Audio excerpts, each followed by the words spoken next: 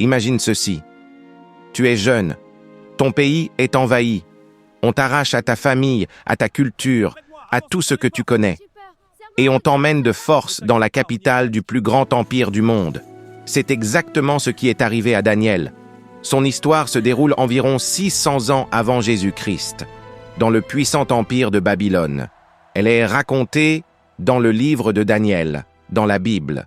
Mais ce n'est pas seulement une vieille histoire religieuse, c'est l'histoire d'un jeune homme qui a refusé de perdre son identité, même quand tout autour de lui s'effondrait. Lorsque le roi Nabuchodonosor conquiert Jérusalem, il choisit parmi les jeunes Israélites les plus intelligents et les plus prometteurs pour les former au service du palais royal. Daniel fait partie de ce groupe. On lui change son nom, on lui apprend une nouvelle langue, on lui enseigne une nouvelle culture. Tout est fait pour qu'il oublie d'où il vient, pour qu'il devienne quelqu'un d'autre. Mais Daniel prend une décision silencieuse, intérieure, inébranlable. Il ne reniera pas son Dieu. Le premier test semble simple. La nourriture du palais royal. Des plats raffinés, abondants, luxueux, mais qui vont à l'encontre de ses convictions spirituelles. Daniel aurait pu se dire « ce n'est qu'un détail », mais il refuse de compromettre sa foi, même sur ce point. Il demande qu'on lui donne uniquement des légumes et de l'eau pendant 10 jours. Un choix risqué, un pari audacieux. Au bout de 10 jours, lui et ses amis sont en meilleure santé que tous les autres jeunes du palais. C'est une première victoire, discrète mais puissante. Les années passent. Daniel grandit en sagesse et en réputation. Un jour, le roi Nabuchodonosor fait un rêve troublant.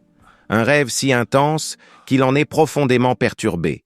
Il convoque tous ses sages et leur ordonne non seulement d'interpréter le rêve, mais de lui dire d'abord ce qu'il a rêvé.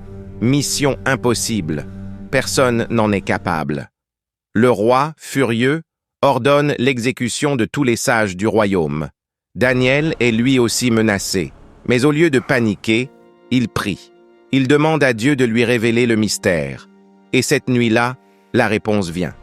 Daniel se présente devant le roi et décrit une immense statue composée d'or, d'argent, de bronze, de fer, puis détruite par une pierre détachée sans intervention humaine.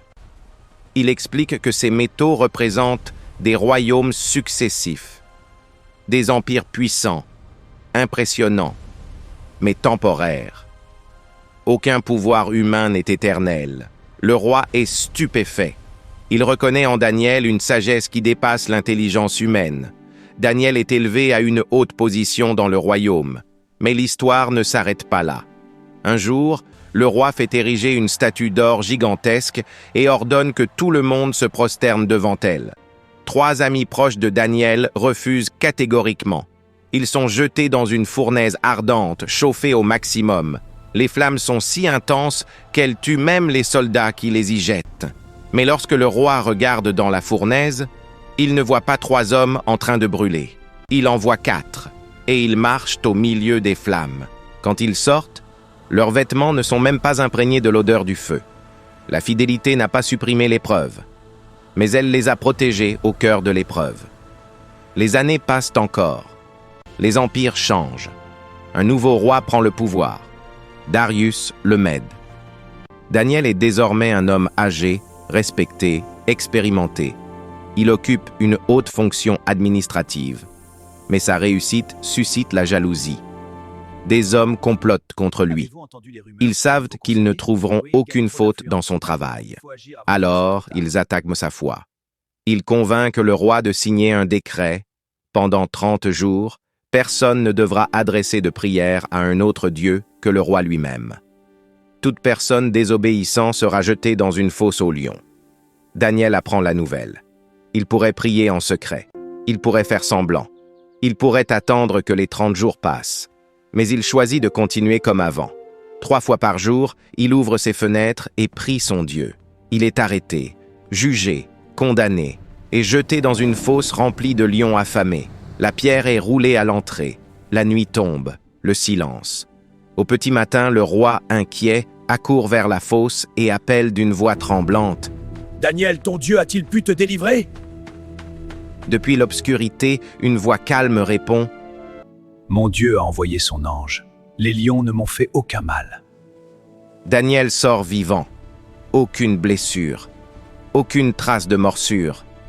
Les lions n'ont pas fermé la gueule par hasard. Ils ont été retenus.